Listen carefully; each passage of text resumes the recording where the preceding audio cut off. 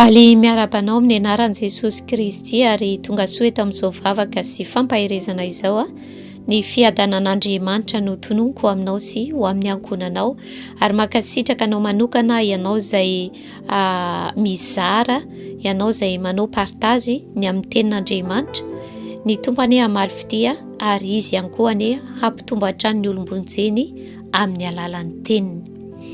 Amin'ity androany ity Andriamanitra dia te hampatsiahy anasy anao hatrany ny amin'ny mahazava-dehibe ny teny aloky ny vavantsika, ny amin'ny mahazava-dehibe ny fanambarana izay ataontsika, satria ny fanambarana dia fitenena pahabe maso eo anatrehan'Andriamanitra ary eo anatrehan'ny olona ary ihany koa eo anatrehan'ilay fanaratsy eny amin'ny rivotra izay voalaza ny tenin'Andriamanitra. Ka izany indrindra no antony izay itenenan'Andriamanitra antsika any amin'ny Mateo 12:7 hoe fa ny teninao no hanamarinana anao ary ny teninao no hanamelohana anao. Izany hoe io teny izay aloky ny vavanao io na ny fanambarana izay ataonao io no entina hanamarinana anao, io no entina hanamelohana anao. Ary voalaza ny tenin'Andriamanitra raha fa ny mahafaty sy ny mahavelona dia samy hain'ny lela. Ny mahafaty sy ny mahavelona dia samy hain'ny lela, izany hoe ny mahafaty, ny mahavelona dia samy haintsika ambara avokoa. Ka dia anjarantsika no misafidy ny teny izay aloky ny vavantsika. Ary te hampafantatra anao hoe misy teny izay mahakasika an'Andriamanitra manokana ary mahatonga an'Andriamanitra maniraka ny anjeliny hatanteraka ny teny izay voalaza. Satria voalaza ny tenin'Andriamanitra any amin'ny Hebreo any fa ny anjely dia fanahy izay nirahan'Andriamanitra hanompo ny olona andovan'Andriamanitra. Izany hoe ny anjely dia fanahy manompo, izany hoe manompo anasy anao, manompo ny zanak'Andriamanitra, satria ny andova ny fanjakan'Andriamanitra dia tsy iza fa ny zanak'Andriamanitra.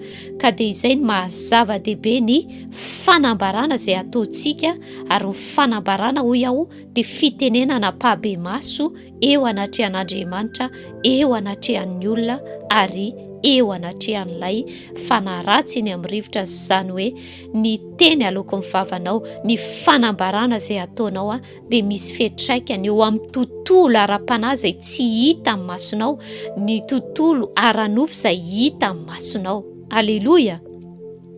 Ka dia mampirisika anao hatrany mba hiteny araka ny sitrapon'Andriamanitra, hanao fanambarana araka ny sitrapon'Andriamanitra, fa ianao ihany no hihinana ny vokatra izany, na hoe ianao ihany no hihinana izay vokatra izay fanambarana ataonao izany. Atao amin'ny bokin'ny Daniela dia manamafy azafady.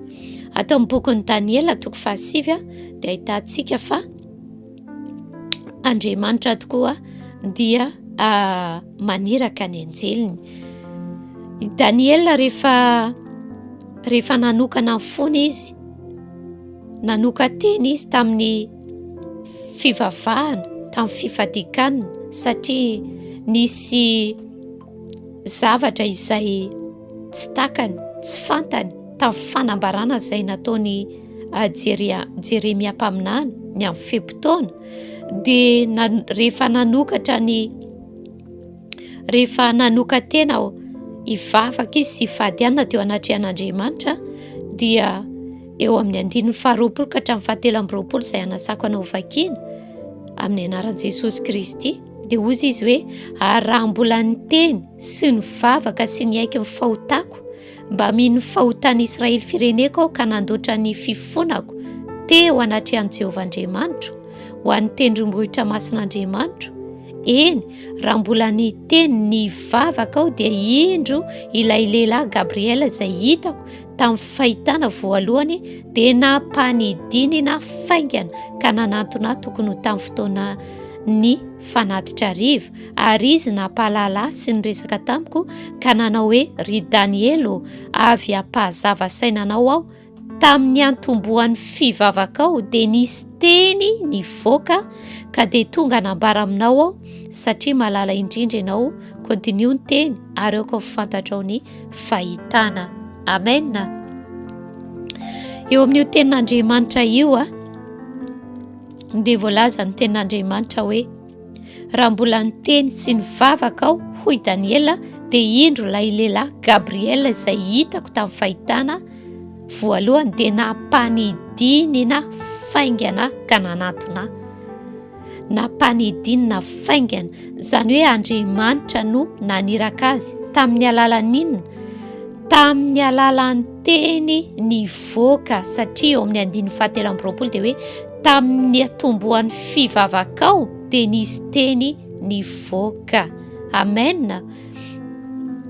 Tena zava-dehibe ny fanambarana, tena zava-dehibe ny teny izay aloko mivavantsika na fivavahana izany, ary na dia hoe tsy ho mpivavahana fa ny fanambarana izay rehetra ataontsika izany dia tadidio fa misy vavolombelona io mandray ny teny, mihaino ny teny. Amen. Ka dia te hamporisika anao aho hoe mahereza mamaky mandinika ny tenin'Andriamanitra ary misaintsaina izany, satria ny tenin'Andriamanitra irery ihany izay voalaza ny Josoatoko 1:15, ny tenin'Andriamanitra mahalavrary ny dianao, ny tenin'Andriamanitra no ahafahanao miteny araka ny sitrapon'Andriamanitra, ny tenin'Andriamanitra ny alalanao ny sitrapon'Andriamanitra ka ahafahanao miteny araka ny sitrapon'Andriamanitra. Amen. Ary ny tenin'Andriamanitra ihany koa mahatonga ny sainao ho voaova izany araka ny voalazan'ny tenin'Andriamanitra hoe miova ny fanavoazana ny saina. Tsy misy afa-tsy ny tenin'Andriamanitra irery ihany no ahafahanao manova ny sainao mba hisaina tahaka an'Andriamanitra. Haleloia. Ka dia mampirisika anao mahereza mamaky sy mandinika ny tenin'Andriamanitra ary misaintsaina izany, fa izany irery ihany no mahatonga anao manambarana, manao fanambarana araka ny sitrapon'Andriamanitra. Raha zanak'Andriamanitra ianao manana an Jesosy Kristy, manana fanahy masina dia mihaza miteny manambara tahaka azy. Ho azy rery any voninahitra amin'ny anaran'i Jesosy Kristy. Misaotra raha eo ny amin'ny teny izay nambaranao anay androany, ny fampianarana izay nomenao, fampatsiahivana izay nomenao anay. Tena zava-dehibe aminay tokoa izany, ary tena hoe tianay mba hakasika amin'ny fonao tokoa ny teny izay alokan'ny vavanay. Tena tianay mba hitondra vokatsoa eo amin'ny fiainanay ny fanambarana izay ataonay, ka dia ampianaro izay, hamporisio ny fanahinay mba handinika hamaky ny teninao ary hisaintsaina izany. Voninahitra ny eo anao irery ihany amin'ny anaran'i Jesosy Kristy. Amen. Amen.